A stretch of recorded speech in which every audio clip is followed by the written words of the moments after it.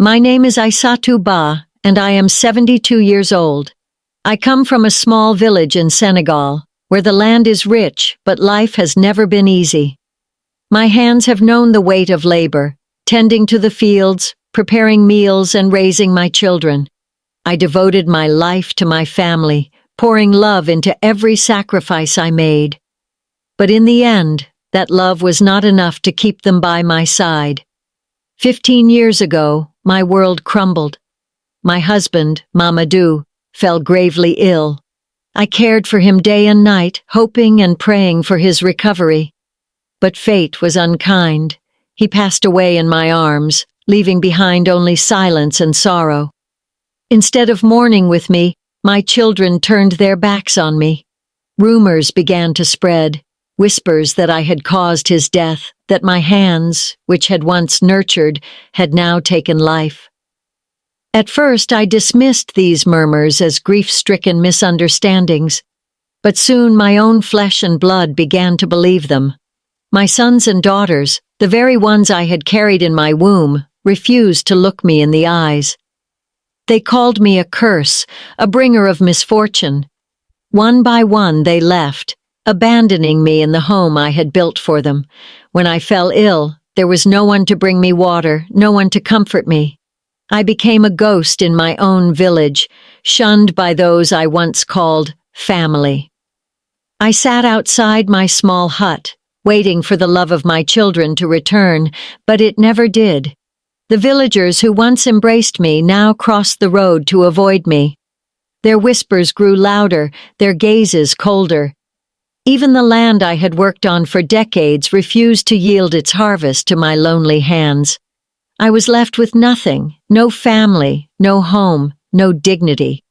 Forced to leave, I wandered from village to village, surviving on the kindness of strangers, begging for food, doing whatever small tasks I could in exchange for shelter. One evening, weak and defeated, I sat by the riverbank, my heart heavy with despair. The water shimmered under the moonlight, and in its reflection, I saw a shadow move. A faint whimper reached my ears. I turned to see a small monkey, curled up and trembling, his tiny body frail and weak. His eyes held a pain that mirrored my own, abandonment, hunger, and the desperate need for belonging. I reached into my worn cloth bag and found a small piece of bread. With gentle hands, I extended it toward him. He hesitated but eventually crept closer, his small fingers brushing against mine as he took the food. That night, for the first time in years, I was not alone. I named him Samba, and from that moment we became each other's family. Samba followed me everywhere. Where people had forsaken me, he stayed. When hunger gnawed at us, we shared whatever little we could find. But more than anything, he brought laughter back into my life. He was mischievous, playful, and surprisingly, he loved music.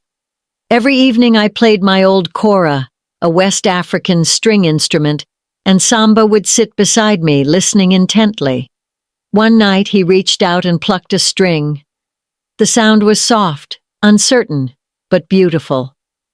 Day by day he learned, and soon we were playing together, our sorrow transformed into melody. We traveled from village to village, performing for food, for shelter, and for joy. People no longer saw an old, forsaken woman. They saw music, resilience, and an unexpected bond between human and beast. Our performances reached the city, where people wept, laughed, and clapped. Then one day, a traveler from afar approached us after a performance. "You have something special," he said. "The world needs to see this. You should audition for America's Got Talent." I laughed, shaking my head at the absurdity. How could an old woman and a monkey stand on such a grand stage? But as he spoke of how music transcends barriers, something inside me stirred. Could our story reach beyond the pain? Could we show the world that love and companionship could bloom from even the darkest places? That night, I whispered to Samba, "What if we tried?" For the first time in years, I allowed myself to dream. Now, standing under the dazzling lights of America's Got Talent, the vastness of the stage overwhelms me. My fingers tremble as they rest on the chora's strings. But beside me, Samba is there, as he has always been. I take a deep breath and begin to play. The moment swallows us whole, transporting me back to the riverbank, where love found me in the most unexpected form. This performance is more than just music. It is our story woven into every note. It is the story of a woman abandoned by her children, accused of the loss of her husband, left to die in loneliness. But it is also the story of an old woman who found an unexpected companion, who turned her sorrow into melody, and who refused to be silenced.